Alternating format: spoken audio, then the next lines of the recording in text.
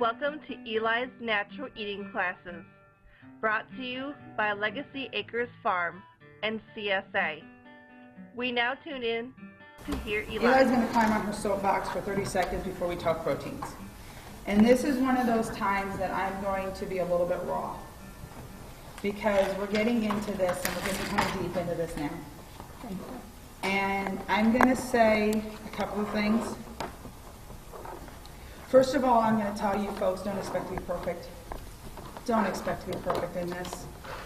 And I'm going to say to you, I have a client who is kind of driving me a little crazy. She's kind of like the obese patient who goes to the doctor with a Pepsi in this hand and a Big Mac in this hand and says, "Doc, I can't understand why I'm not losing weight."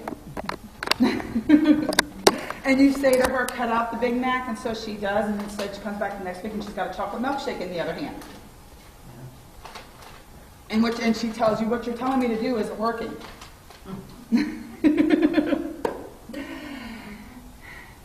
If you are looking for what I'm explaining to you folks to do, if you are looking for health improvements, my word of advice is, and take it from John and I, you can't keep one foot in each pool.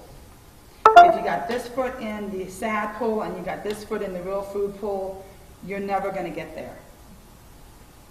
If you really want to see your health change, over time you can change it, but you still got to change it. If you are still putting Little Debbie's in your mouth every night before bed, you are still taking in that refined carb, and your body is still going to receive the inflammation from that refined carb. No matter how much other goods, you can eat eggs for breakfast, you can eat a real food lunch, you can eat a real food dinner, but if you eat that Little Debbie before bed, you've just caused inflammation into your brain. Now, having said that, here is my other side of the coin. Eat it in the morning. Is that it? No, I wish. I'm like, okay. Here's the thing. And this is why I said I want to be raw with you guys. I'm a real food family with 4 children and a husband who, as Jamie and I have talked, he's like, 4 vegetables? You know? It is very hard sometimes to live in our world. And I'm not going to tell you guys it isn't, because there's a whole white side world out there. And yet, sometimes picking the things that I'm explaining to you guys means that you are living without something.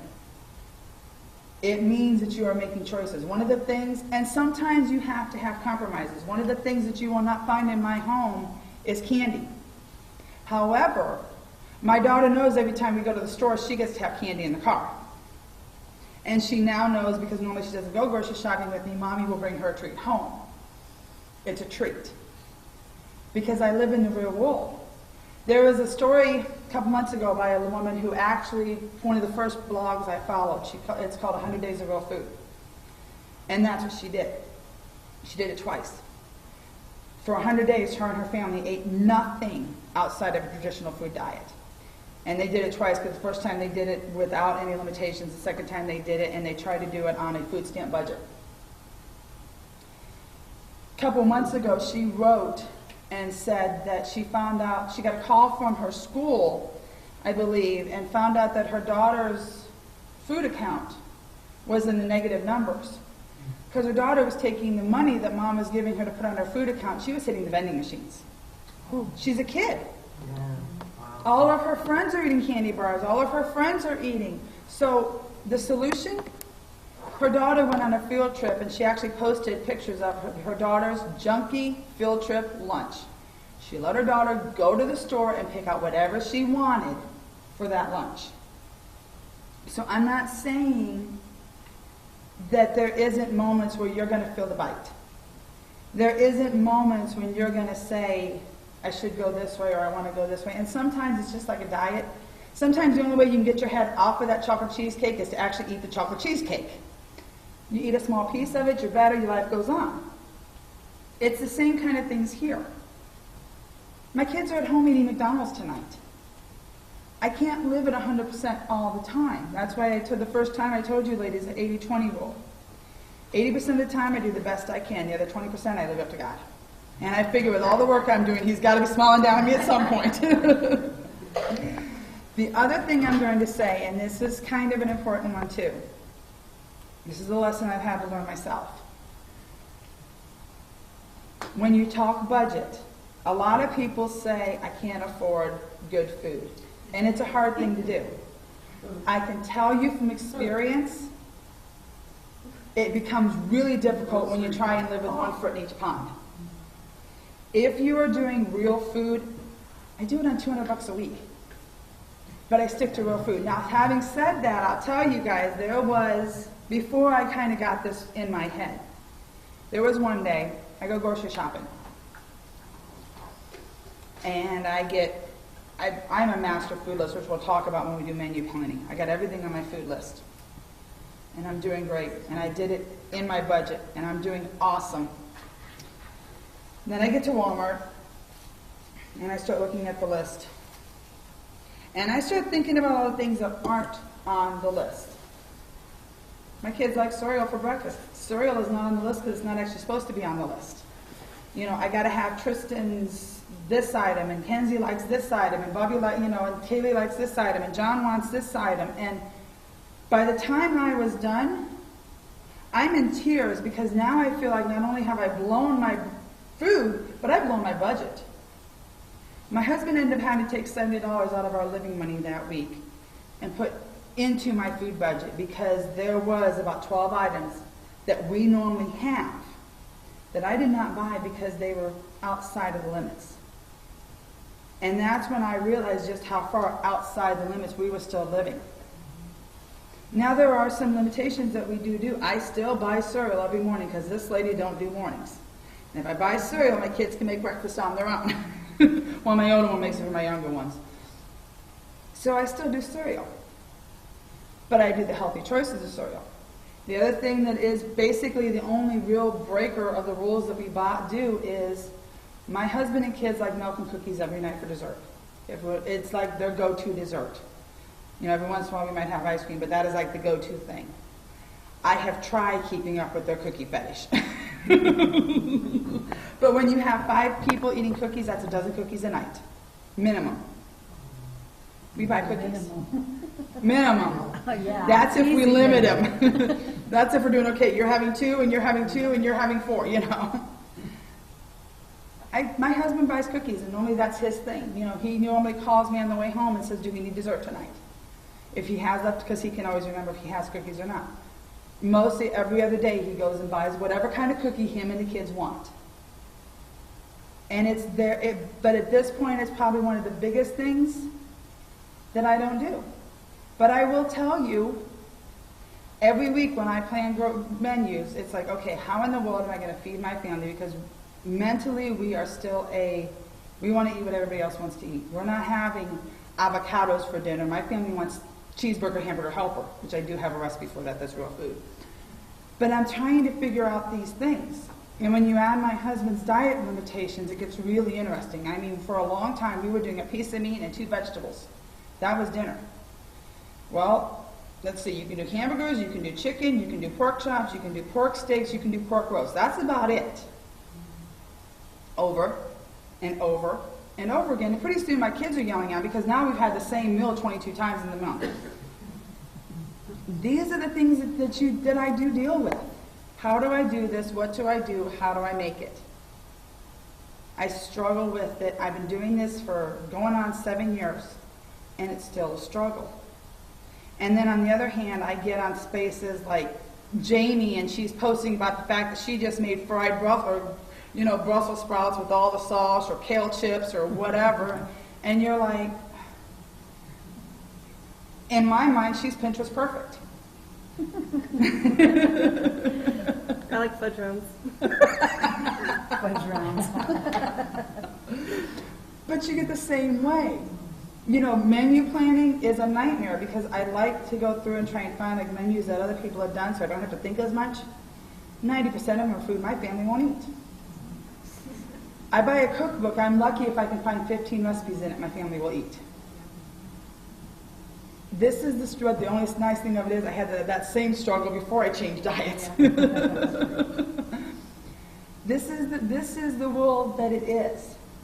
Now, the difference of it is, do I struggle with this all the time? Yes, I do. Will you struggle with this? Yes, you will. However, there is not a single person in my household that's on medication currently. Everything that we do is food and herbs. And keep in mind, and not to mention that, but you can't tell me that the fact that I could have our family on a high-fat diet is also helping my daughter's dyslexia. So, you know. Is that something that helps dyslexia? High fat? High fat, and because I actually was just watching an episode on holistic medicine for like Alzheimer's, dementia, and MS. And one of the recommendations was a high-fat, low-carb diet, almost somewhere between paleo and keto. Because there's documented proof out there that they are improving the symptoms of Alzheimer's with food. I don't know how many of you are on my Facebook page and saw my post today. What was it, 8 nutrients that can be found in vegetables that actually has been proven to prevent cancer and metastasis. Mets. They're proven, they actually are proven to help prevent cancer, but the focus today was if you already have it. These are all things that we deal with. These are all choices we make. And as for those people who sometimes say, I can't afford a real diet, my response is, and how much money are you spending at the doctor's office and the pharmacy? Every single month. And you still feel like walking death. And worse. Because of the medicine. I mean, we have Hulu, so I don't get a whole lot of commercials. And we have Netflix, so I don't get any commercials. But it amazes me. Every once in a while we'll get one. And I just love how they're showing the woman, and she's climbing out of bed because she's taken the thing for sleep, and she's pulling back the curtains, and she's looking at the beautiful sunshine, and you're supposed to get this feeling of vigor.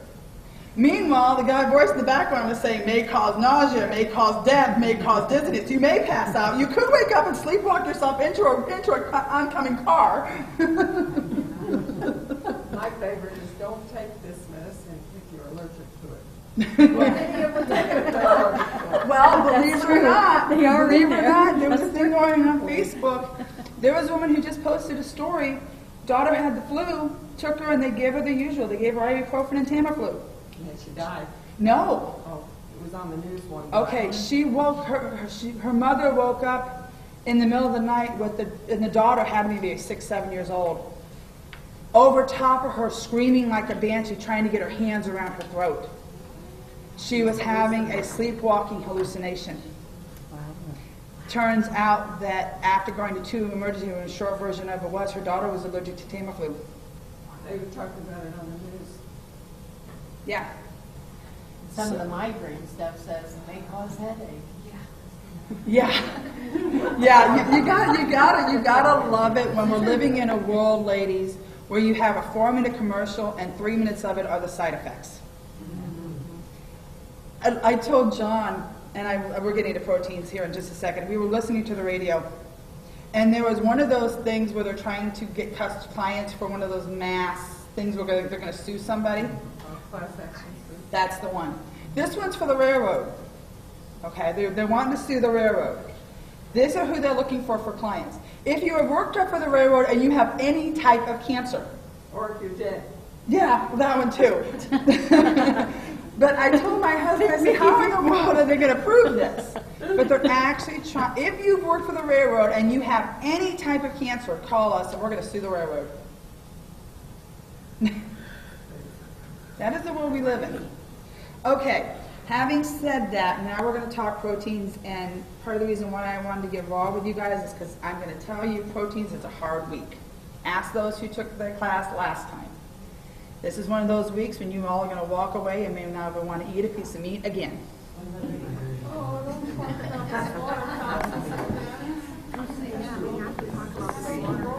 Yeah.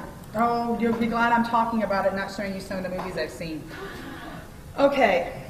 Now, here's my caveat to this. Am I still on screen? Because I keep moving around, I know. My goal here is not to make you all vegetarians. It honestly is not. It's to make us smarter consumers. Because, ladies, some of the stuff they're doing to our meat, and we are eating it. Yeah. Yeah. It's not going to be much better this time. I hate to tell you that. Okay. To start with, we're going to start off real gentle. We're going to start off really gentle. We're going to talk about one of Jamie's favorite topics. We're going to talk eggs. The incredible edible egg. Okay. Your eggs should be local. They should be free range. And if at all possible, am I standing in your way, honey? I'm sorry, you need me to move over? No, you're good. Okay, if I'm here? Okay. I did it on a blue screen, so it's a little harder for me to read, but I'm trying to make it easier for you guys to see. Okay. If at all possible, organic. Organic is one of those things, it's the last thing on the list. If I can get local, I'm good. If I can get local free range, I'm in like Flint. Whether or not it's organic. The only time that I really look at organic is if I'm buying it from the grocery store. Then I want an organic egg. Okay. Why do we want them local and free range? Simple put, chickens need exercise and they need sunlight. And as we're going to talk about here in a few minutes, those are two things that our store-bought chickens ain't getting. They need to be able to move around. And this isn't eggs, this is actually chickens, but since I'm on here, I have to say it. One of the things that I absolutely love that actually kills me every time I go to the store and I'm looking at the labels, and I'll see, you know, it'll say cage-free, it'll say free range, it'll say no antibiotics, and then it'll say vegetarian. Chickens are not vegetarians. What do chickens eat? They scrounge around in the dirt and they eat bugs. If they're eating a bug, they're eating a protein, and you cannot legally call them a vegetarian. You can't do it because you cannot prove. If they're free-ranging... You know they're not free-range if they're vegetarian fed. Exactly. That means that they are on a diet. They are not in the grass, because if I put my chickens in the grass, I cannot claim them to be vegetarian because I can bet you dollars to donuts they're going to pick up something in that yard. And I cannot guarantee it's not a protein product. It's not a meat product, because if they eat a bug, it's considered a meat product. Chickens cannot be, if they are free range, they are not vegetarians. Chickens are not meant to be vegetarians. Well, They were the not, main reason that they put that, though, is because they're not being fed animal byproducts right, in the actual feed itself. right. It's supposed to be, she's right, it's supposed to be a selling point. Yeah. But it's actually one of those selling points that we're going to talk about here. It's one of those selling points that when you look at it, it's actually hurting us. Because the problem of it is if a chicken's vegetarian, that means I'm not giving my chicken what I need. And when we talk cows, we're going to have the exact same problem. Chickens have to have protein. They have to have meat. Egg layers have to have high amounts of protein to lay their eggs. It's what their body requires. I do chicken feed. My chicken feed is 20% protein. I actually buy it from a feed mill because I can't go to the store and buy it with that high protein content. Because I have high laying. A normal chicken lays between 250 eggs. Mine will lay between 350 eggs a year. So I have to have the higher protein. That is why.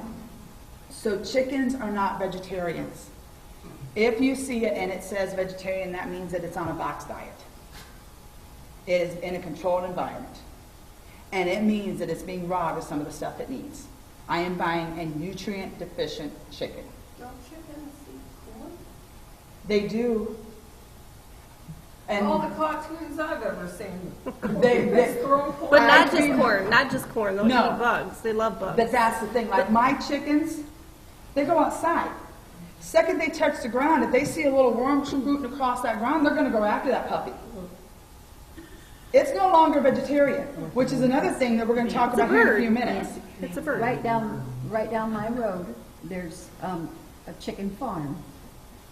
There's no chickens outside. Teresa, we're gonna get there. Yeah. And they're stacked on each other, they poop on each other's heads, and they eat corn. Yes. We're gonna get there, Teresa. Mine out at Rachel's, out at Country Fabrics, Rachel. You might or might not be getting Okay. real eggs. Like I said, They were free range. Sorry. we're gonna talk about it. We're gonna She was talk just like, about it. "Ooh." I know. She's done this one with me before, so she knows what's coming. If chickens are on feed, which is like mine are, they shouldn't have antibiotics. They should not have medications. That's just simple for eggs. So that's another thing when you're buying eggs you want to look at. Okay. Here's your big differences. They've actually studied this. Some of the things they come up with, the ways to study, amazes me. Eggs that you get from a farmer, not from your grocery store, have a third less cholesterol in them. They have a fourth less saturated fat. They have 2/3 more vitamin A. They have 3 times more vitamin E. They have 7 times more beta carotene, and they have 4 to 6 more times the other vitamins. That is if you're buying it, and that includes buying it from the farmer down the road, which, needless to say, is the way I recommend buying it. Now, having said that, here, can everybody see that one? Do I need to tip it up a little bit? No, no, Take no. that book out. Hmm? The book out behind it. Okay. We'll tip it up. These, Maybe too much. Well, whoops. maybe just put a few pages on it. I'd have you, Jamie, do that. Jamie, you're better at setting that thing up than I am. Once we get this set up, although I have told you, ladies, not to, if you have another source, to not buy your eggs at the store, I am going to tell you to buy your eggs. I'm going to tell everybody in here they need to be eating at least 1 egg a day, preferably 2, and that's the minimum. I have a family of 6. I make a dozen eggs when I make eggs. And here's the reason why. 1 egg has 5.5 grams of protein. It's full of fat, and more than half of that fat being the healthy fat. And this is what I'm going to tell you: when you eat your egg, eat the whole entire egg, because the fat's in the yolk. Because the white part is the bird, the yolk is the stuff that's meant to keep the bird alive, and that is where you find your fat. So all of us, when I spoke about fats, all of us who are eating white eggs, we're missing the mark. It has B vitamins. It has fat-soluble A, which is important. It has to have fat in order to be broken down. Vitamin A is one of those that's why they call it fat-soluble. You have to have A, or you have to have fat in order for your body to break down vitamin A. So if you're making carrots, you should put butter in them. Exactly. Which means all of us who are on these wonderful low-fat diets, guess what we're doing to our bodies? You can't break down the fat-soluble vitamins. You don't have enough. It has usable vitamin D, which we're going to talk. I will explain that when I get into the talking vitamins. That's a whole other conversation. Iodine, phosphorus, zinc, selenium, for those of us who are fighting thyroid issues. Calcium, iron, folate, choline, antioxidants, and EPA, and that wonderful DHA that we're all told our brains need, and it does. What's EPA? Environmental protection. No, it's another form of it's another like DHA. It's one of those nutrients that's good for your brain health. It's a form of fat. Okay, so that was the fun part. Now comes the part that Nancy's going to want to kill me for. Factory. It's as bad as when you get to the meat. That's what the world. This is where I'm at, honey. Factory farmed meat.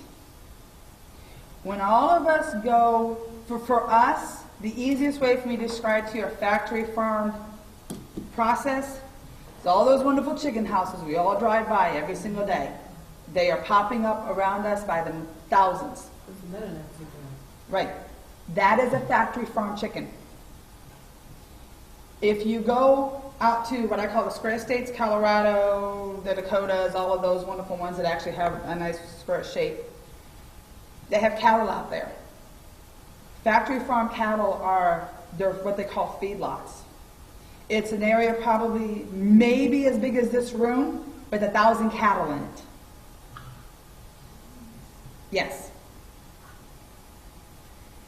This is what they call a factory farm. And part of the reason is, and I'm going to skip down to, we live in what we call the McDonald's world. And this is where factory farming came into being. When McDonald's came into play, when they became a fast food joint, and they actually became what we now know as fast food joints versus what it used to be as a drive-in diners. One of the things that McDonald's basically did is they took the assembly line and brought it into the food industry. McDonald's wanted to create food that was made the exact same way every single time. So instead of having to have a highly paid chef, I could have any high school kid come sit down and do the job, and they're all interchangeable. If I make my hamburgers exactly the same way every single time, and it's a process, like working on an assembly line, one person's flipping the burger, another one's putting ketchup on it, another one's putting the Miracle Whip on it, and on down the line it goes. I could take anybody out and put anybody in. 15-year-old kid quits, I hire a 17-year-old cousin. Easy in, easy out. Now the problem with it is in order to have that, the food had to be exactly the same. Everything had to be exactly the same because it was a science. We no longer did the flipping of the hamburger where the hamburger was this thick and we stuck the meat thermometer in it and we cooked it and cooked it and cooked it and cooked it until it reached our wonderful 160 degrees and there's your burger. No. Now they all have to be exactly 2 inches thick so that they can cook for 4 minutes on each side. And then you flip it once, you cook it for 4 minutes and the burger's done. Don't have to test it, don't have to do anything to it. They do that with everything. The chicken nuggets all have to be exactly uniform. The eggs all have to be exactly uniform. This is why when you go to buy eggs, they all look exactly the same. Which is another one of those chemical processes that they don't talk about because those of us who've done eggs, they never all look the same if they're doing their own thing. You'll end up with some fat, you'll end up with some skinny, sometimes you'll end up with them like this, sometimes they're like this, and you can talk 1 dozen eggs and every single one of them will be a different shape. And double yolkers. The double yolkers. What they're doing is they're so chemically controlling these animals that they are producing the exact same thing. And it's not just the eggs. The chickens all have to be exactly the same. The hamburgers all have to be exactly the same. The chicken nuggets all have to be exactly the same. And McDonald's is still one of our biggest food consumers. When food companies are selling, they're not selling to us. Their biggest client is McDonald's. So they are still trying to fit that McDonald's McNugget. And Tyson is doing whatever it has to do to those chickens so that that McDonald's McNugget fits into that fast food industry. Now the other problem we have with factory farming is we're producing too much too fast. Simple fact of it is, ladies, our planet can't handle it. We are outsourcing our resources. Which is why, like we talked last week, why the corn and soybeans have to flip-flop. It's why they do corn and soybean rotation here. Because corn robs the ground of nutrients. Beans puts nitrogen back into the ground. So that's why they flip-flop soybeans and corn around here. It's not because we have that much soybean, it's because we need that much soybeans in order to keep our corn going. Otherwise, the corn won't grow the next year because the ground will be dead. And believe it or not, especially if you go toward the square states, you go out towards Idaho, Iowa, all of those, you find farms where the ground is so dead, they're abandoned. Because they can't grow anything. Because we've killed it. So as I said, factory farms, they're growing 1,000 or more animals on one farm. And we're not talking millions of acres. We're talking they're taking what we would consider a large farm, maybe it's 20 acres, and they're putting 1,000 animals on it. The other bad thing about factory farming is because they're doing all this, because they're in a controlled environment, because they're overcrowded, because they're all of these things, we are supplementing with hormones and antibiotics. We are chemically controlling our animals. And the other thing, and we'll talk a little bit more about this at the end, and I'm trying not to hope on this one, but putting it bluntly, ladies, all that waste product has got to go somewhere. What they do, if you go out to like the cattle farm lots, you'll see the feed lot here. Right over there is a large lagoon. And it ain't water. It's very gross. And the problem of it is that stuff does not biodegrade well. And it's all got to go somewhere. Okay, so now we're going to get into the really fun part. We're going to talk a little bit, and I'm going to try and just do this in broad strokes, because I don't want to creep everybody out. I don't want everybody giving up meat for the rest of their lives. But knowledge is wisdom. If you don't understand what you're eating, you can't make good choices. Okay. A cow, when it is pasture raised, takes 2 years to reach butcher size. Cows are actually vegetarians. They are meant to just go out, eat grass and hay and all that other thistle and stuff, and get fat. Takes them 2 years. However, our wonderful world of science, it's birth to butcher in 6 months. And the reason why it's birth to butcher in 6 months is because cows are unlike a chicken, a cow is a vegetarian. It's meant to graze and eat grass. However, we get birth to butcher in 6 months by feeding it corn. Even if they're grass-fed, you ever seen the things where, say, they finish them off with corn? What they do is for the last couple of weeks, they put them on corn to fatten them up right before they take them to the butcher. The corn, their bodies cannot digest them. It cannot break it down. It's not made to break it down. Past 6 months, the cow's digestive system starts to break down itself and the cows will get sick. That is why they have this down to a fine science. Because otherwise they'll lose the cow.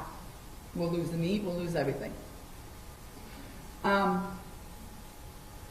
Spent dairy cows are tomorrow's hamburger. When a cow's body is so, because we'll talk about this too in here in a minute, but when a cow's body is so broke down that it can't produce anymore, it can't produce milk, it can't support a baby, it's just wore out. Well, they can't just throw that investment away. They sell them to the butcher and they turn them into hamburger. So, if a cow's wore out before before it's being turned into hamburger, how much nutrition do you think is actually in that hamburger? It's coming from a wore out piece of meat. Okay. More than half of the antibiotics produced in this country are given to our animals. Yep. Yep. And so here's the thing. It goes into our animals, it goes into the meat. They then process the meat. We then eat the meat. We absorb everything that goes into those animals, which is why we are becoming antibiotic resistant. It's why your doctors are now, instead of just having to give you one wonderful Z-Pack, they have to give you 6. Because our bodies, we're getting so much of it. The body's adjusted to.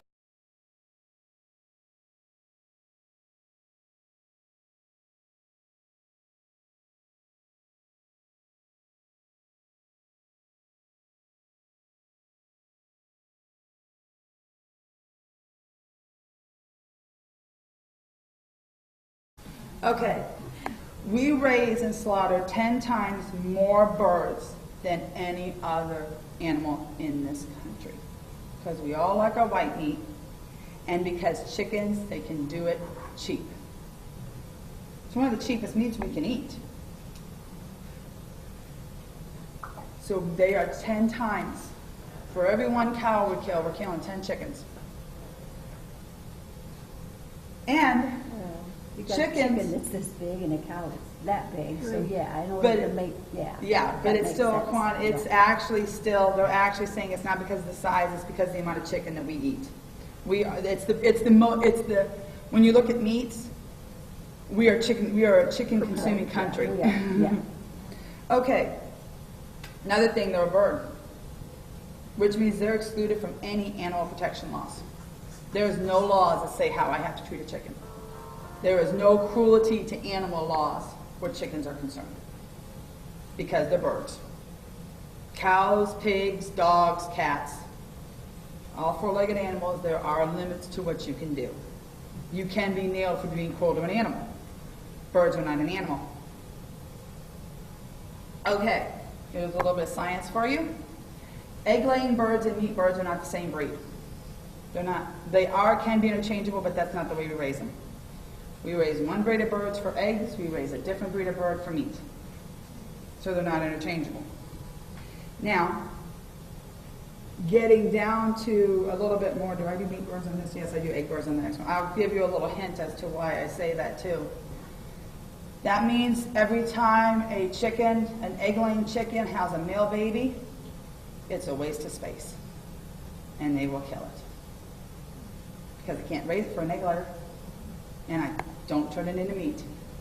So an egg-producing facility will kill. The birds are kept in daylight 24 hours a day to keep them doing their thing to put fat on. They do not want these birds sleeping.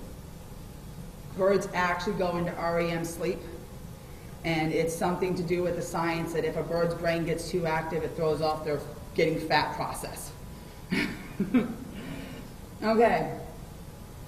So you're saying they're kept in the light? Is that where you're Yes. kept in light without the outside air? Yep. So they're just in the building with the lights turned on? With the lights turned on, the doors shut, the windows covered. That's why when we drive by our chicken coops, you see those big fans. That's the only air those chickens are allowed to have.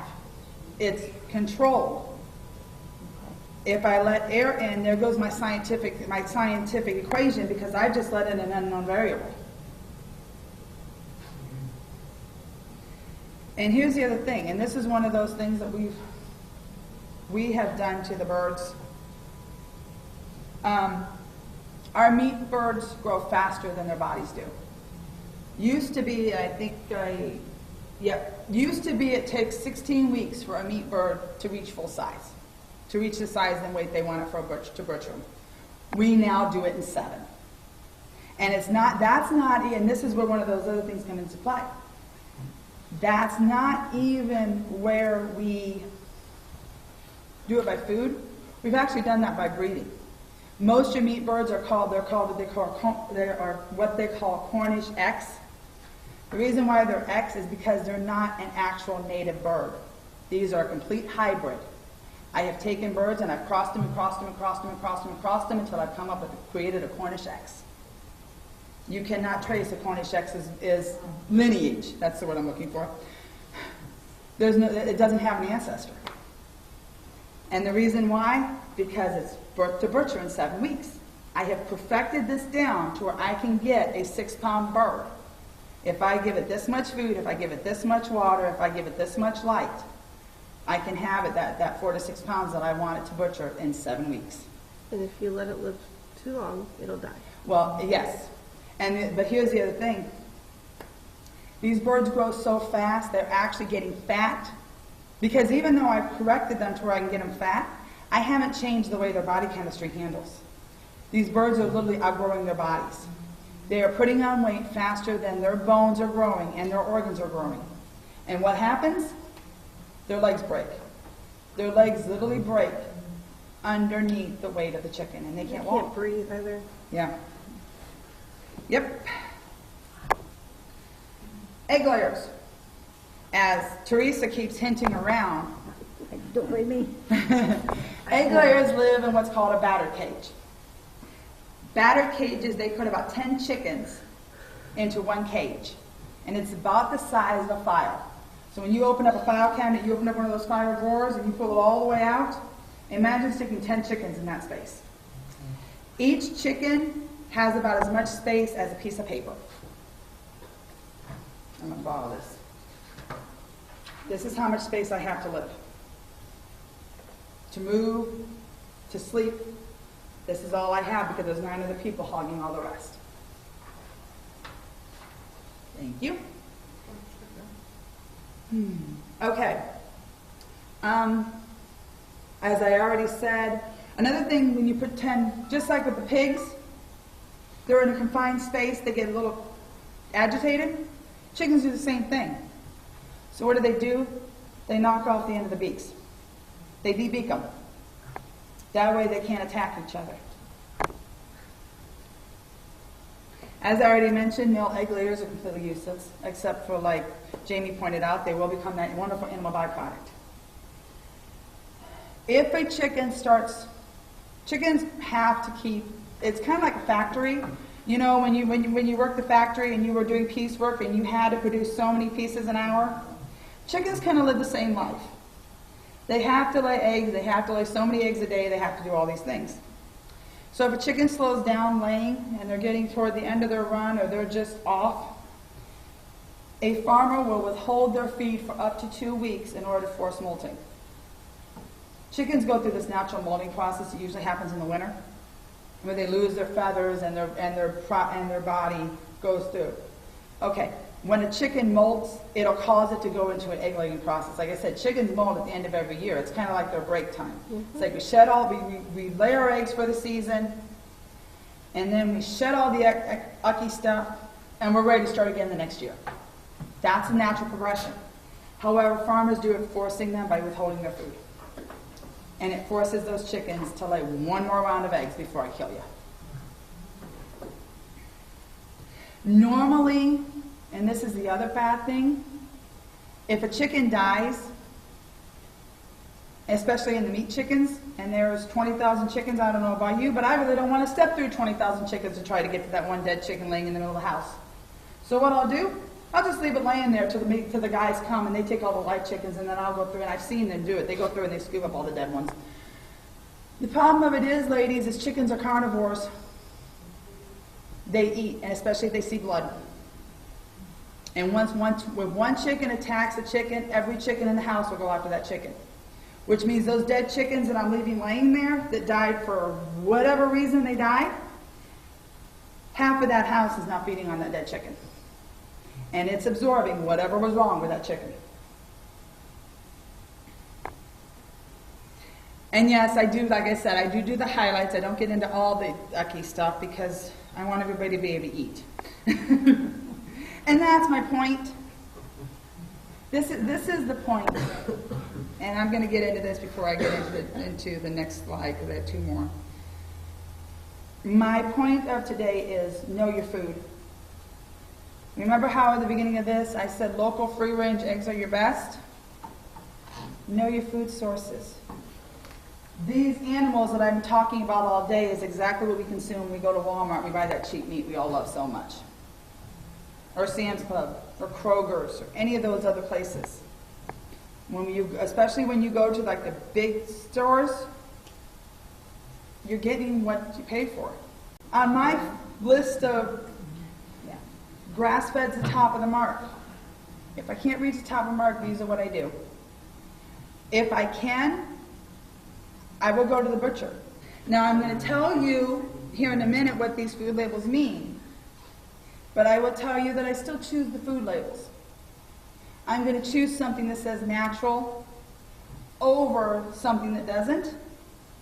Because even though here in a moment I'm going to tell you that technically there is no legal term for natural, it still means somebody's at least trying.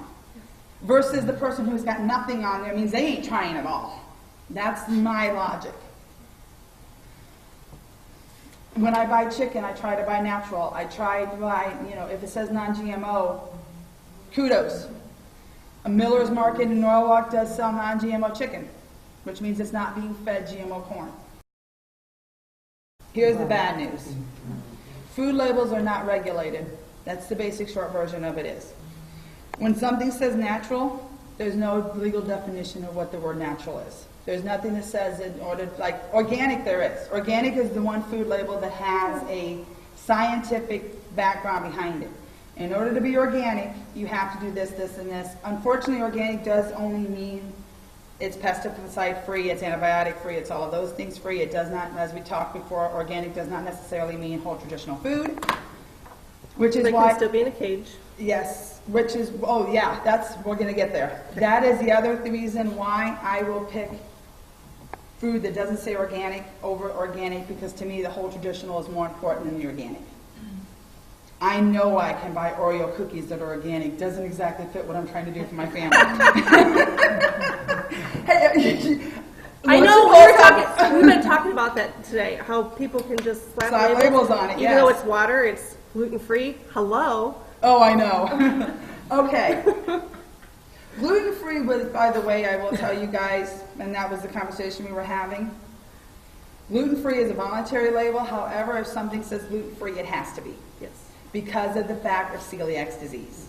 If you label something gluten-free and I have celiac disease and I eat it and it kills me, I can sue you for everything you're worth. The same thing with peanuts. It's the same way peanuts have to be labeled because of the allergy.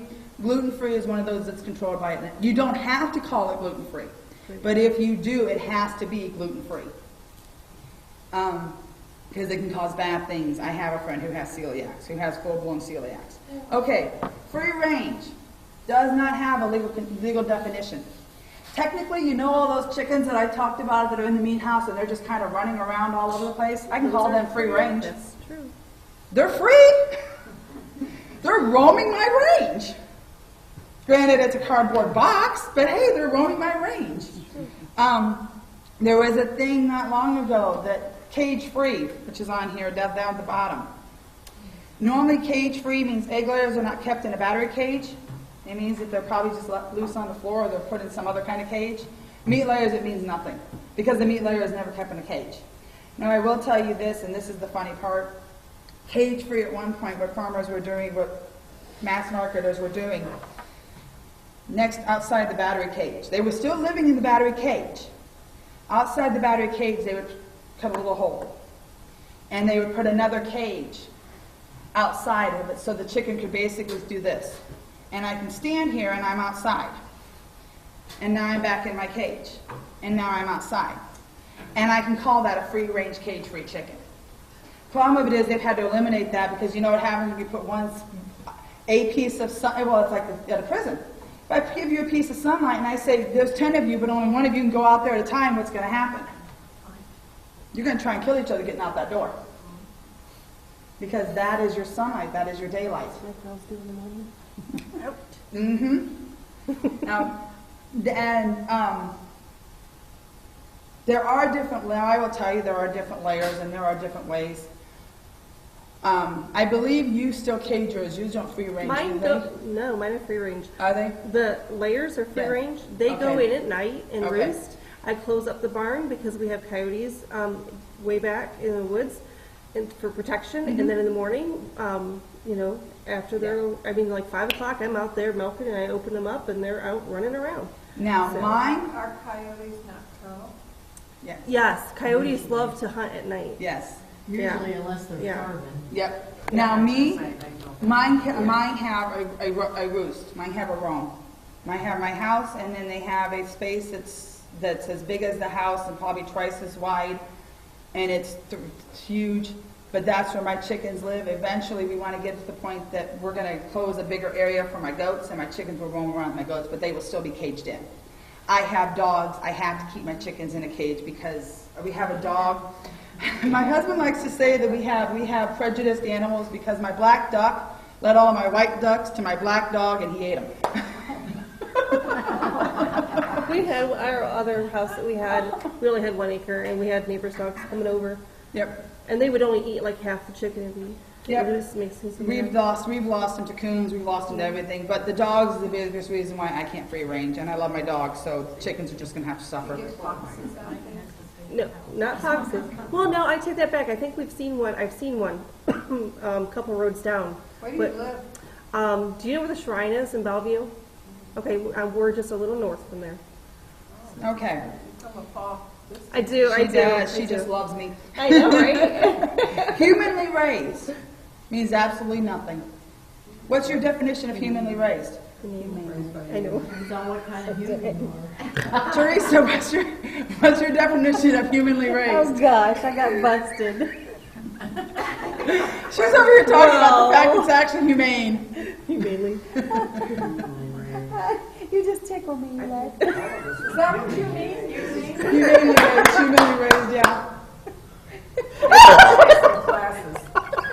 It's kind of like that Monsanto. Alzheimer's disease. Well, no, ladies, I will tell you, you do have to keep in mind that I am originally from Ohio, but I am not Ohio raised. Which is why you get funny definitions, because I have actually spent, part of my lingual is Ozark, part of my lingual is North Carolina, and a whole lot of my lingual is the fact that I'm also half Cherokee. So when you throw those three definitions together, you get some funny sounding words. Well, phonetically, it's You go, we know what you mean, it just tickles me. I know. So humanely raised does not mean anything, because define humane.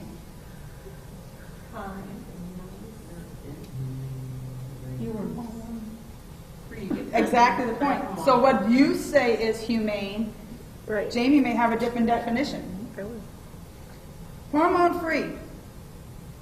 This one's another one of those that they just stick on the label to make us think we're buying something great, because technically hormones are against the law when it comes to poultry and pigs, which is why you normally see hormone free on poultry and pigs, because they have to be. Now I will tell you that there is a back door to all of that, and there is a whole lot of hormones in our chickens. It's in the medication. They're not giving them to them directly. And as we said, cage-free. Wait, how do you give a chicken? In their feed? It's in their feed. The medicated feed has hormones in it. But I can claim I'm not giving a chicken hormones if I'm not sticking Medicine into their arm in a shot. Okay. I'm not directly giving them hormones. It's in the medicated feed. All right. Okay. Cage-free, as we said, basically also means nothing.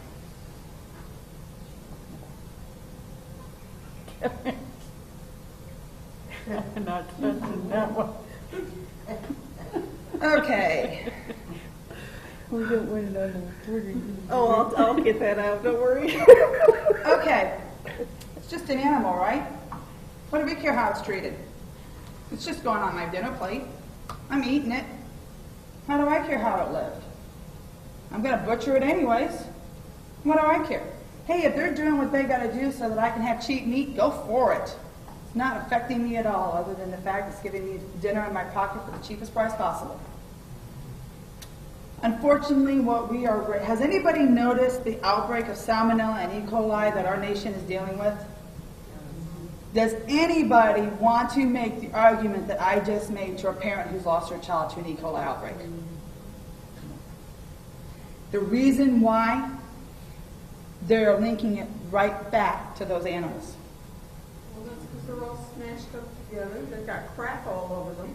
And those wonderful big old spots where they're dumping all the toxic waste, it's seeping into the ground. And it's seeping into our water. Overuse of the hormones and antibiotics is leading, well, as we already talked about, is leading to us being antibiotic resistant. Anybody want to talk about the hormonal epidemic that we are having, especially in women? Let's talk about thyroid. Let's talk about adrenals. Let's talk about 9-year-old girls with boobs. 9-year-old girls with boobs. Let's talk about the, how many little blue pills can we sell in a day? 9-year-old girls with boobs. Oh. Let's talk about the moneymaker of the little blue pill. What's the little pill? What's the little blue pill that men take? I don't know. Viagra. Mm-hmm. Yep, I can't think what the name of it is. It's Viagra. Viagra, that's the one. Oh, And yet, medicine and the food industry would have us believe the two have absolutely nothing to do with each other, I swear. And that's what they're saying, too. Waste from the factories is polluting our water, it's polluting our land, it's polluting our air.